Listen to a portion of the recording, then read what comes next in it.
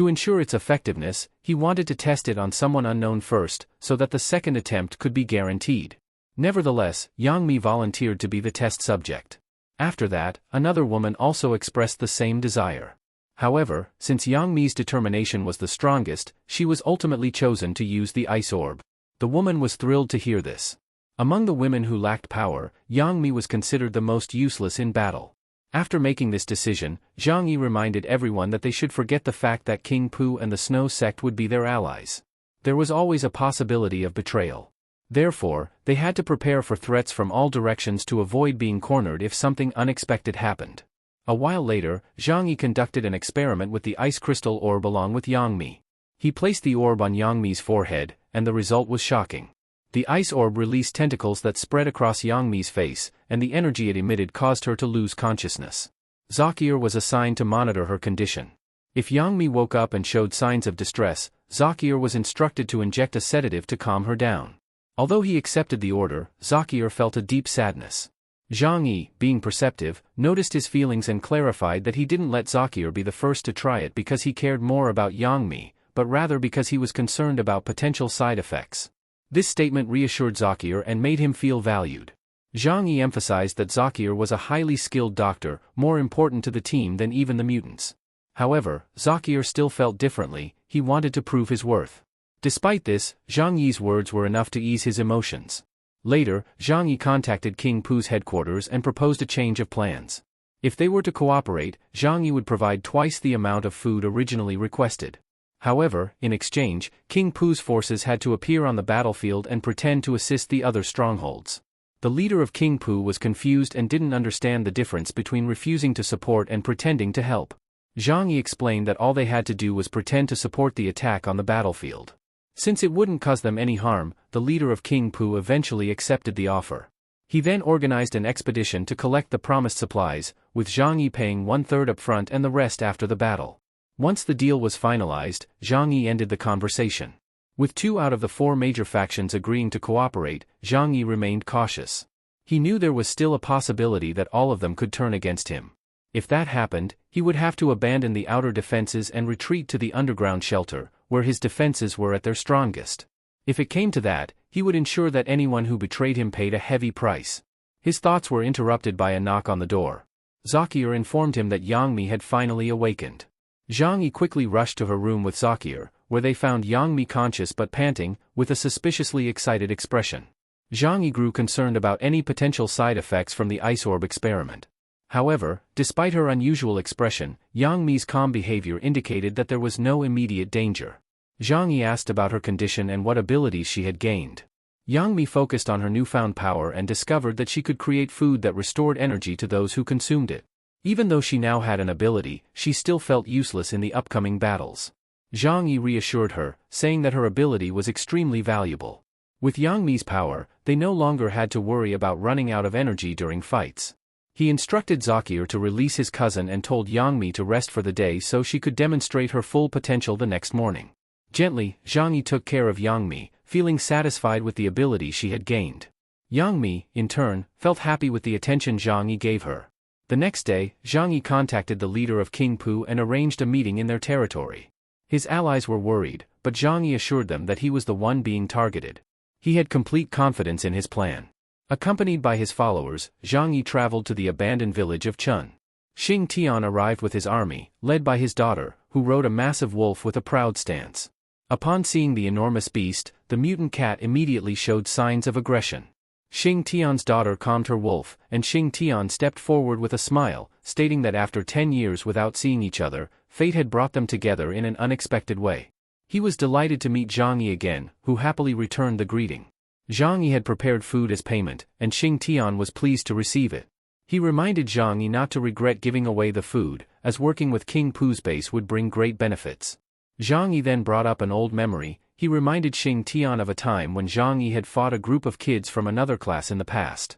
Xing Tian recalled the incident, which had started because the most beautiful girl in class liked Zhang Yi. Zhang Yi explained that 5 people had attacked him, and although he knew he had no chance of winning, he chose to fight one of them until 3 of his opponent's teeth were knocked out. Even though Zhang Yi ultimately lost the fight, he never backed down. Zhang Yi emphasized that even though he had provided the food, if Xing Tian did not uphold their agreement, he would not hesitate to sacrifice himself to ensure that Xing Tian faced the consequences. With a serious expression, Zhang Yi hoped that King Pu's base would fulfill its role properly. Xing Tian, confident in his own strength, believed that loyalty was the foundation of his life and assured Zhang Yi that he could be trusted.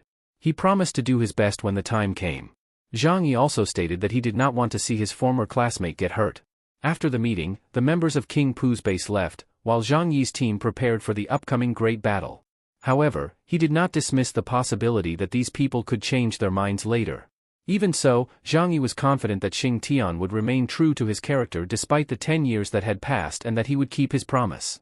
Xing Tian didn't even need to fight, just by doing nothing, he would still receive the greatest reward. Once inside the vehicle, Zhang Yi acknowledged that they could not rule out the possibility of betrayal and needed to prepare for it.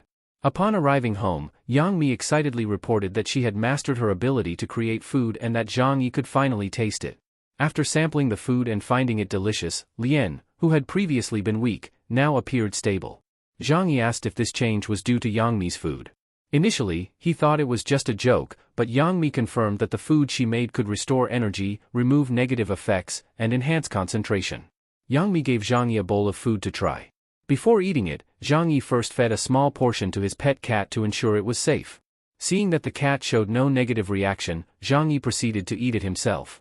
It tasted great, and even the little cat enjoyed it. After eating, Zhang Yi asked if the food's effects would wear off over time. Yang Mi had not tested this yet, but she assumed that freshly made food had stronger effects. Zhang Yi's current goal was to collect a large stock of Yang Mi's food and store it in his warehouse so he wouldn't have to worry about energy depletion in the future. Meanwhile, as Zhang Yi and Yang Mi remained at home, their enemies were preparing for a massive assault against what they saw as their most dangerous foe. Hong Lian's assistant was worried after seeing a flag fall from its pole that morning, considering it a bad omen. Hong Lian dismissed this as mere superstition, but the assistant still felt uneasy, believing it was more than just a coincidence. Since the Great Snow disaster, this was the first time so many forces had gathered, and the fate of the Shangxing base could change today. Despite this, Hong Lian said nothing.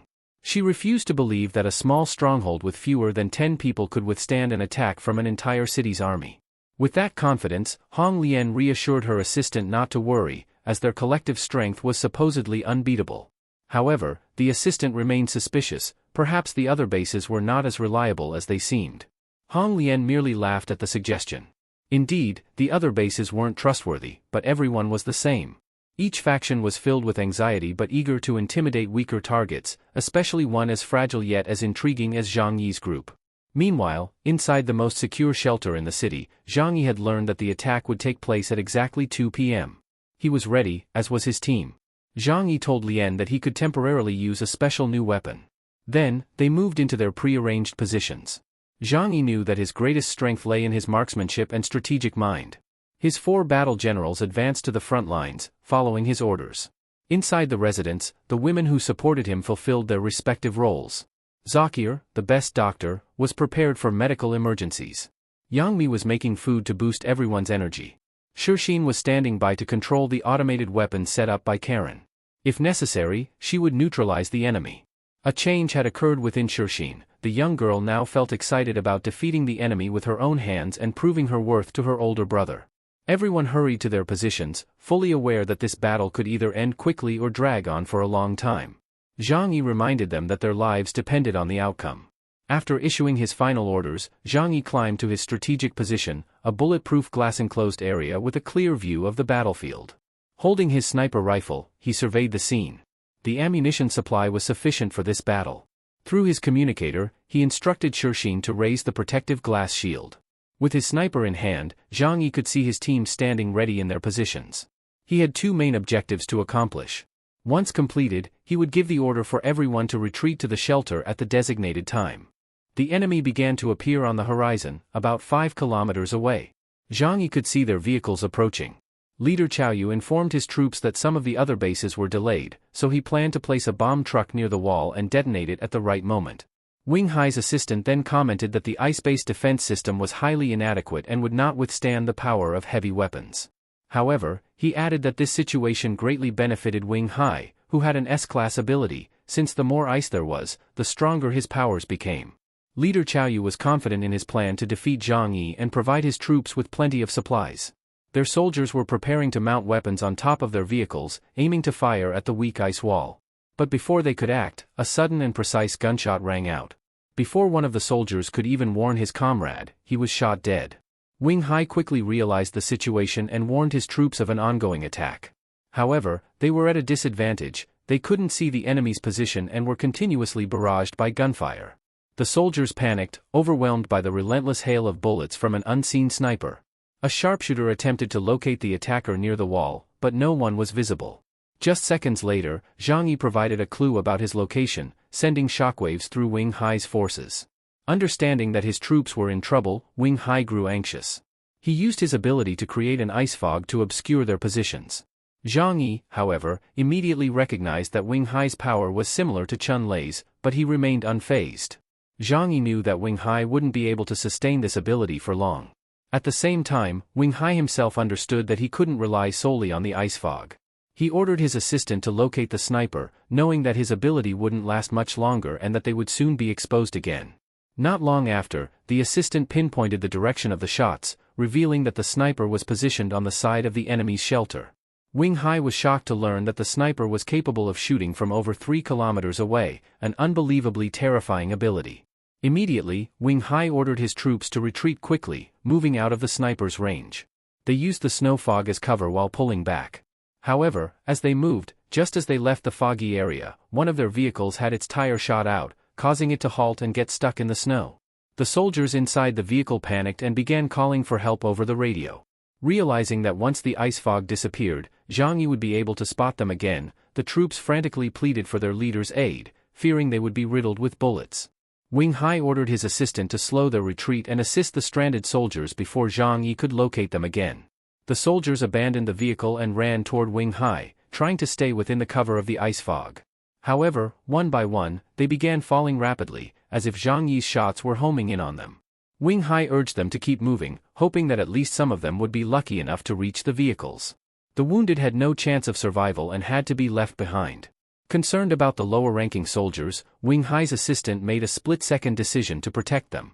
He leaped from the vehicle, positioning himself in front of the soldiers, using his power to enhance his body's durability. Even though his body was highly resistant to bullets due to his ability, Zhang Yi's shots were far more powerful than expected. The pain was unbearable. Meanwhile, Zhang Yi continued shooting relentlessly until the enemies were out of range. At that moment, he realized they were stalling, waiting for reinforcements to arrive before launching another attack. Zhang Yi then communicated with his team, reporting that he had killed dozens of enemies and forced them to retreat for now. However, he warned that they would undoubtedly return once the other forces arrived. Chun admired his leader's strength.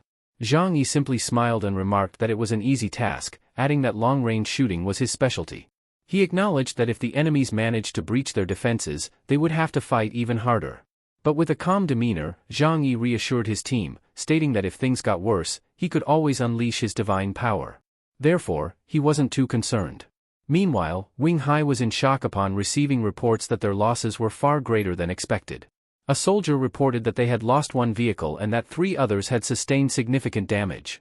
The leader's expression darkened. Losing this many troops at the very start of the battle was not a good sign.